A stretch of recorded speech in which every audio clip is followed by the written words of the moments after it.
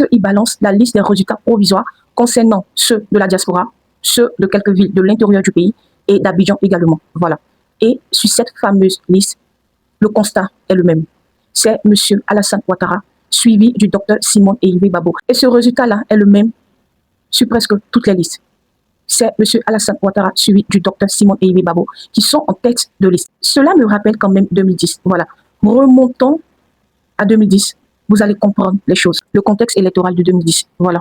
Vous vous rappelez tous en 2010 que c'était M. Laurent Gbagbo et M. Alassane Ouattara qui étaient en tête.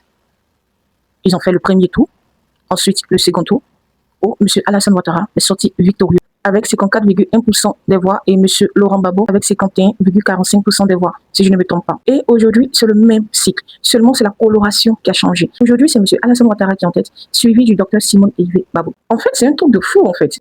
Pourquoi Simone et pourquoi pas un autre candidat?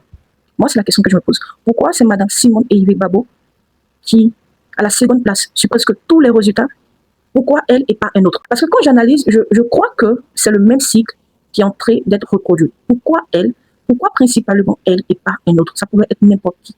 Pourquoi principalement elle? Elle a une notoriété. Les gens lui font confiance. Elle est éligible.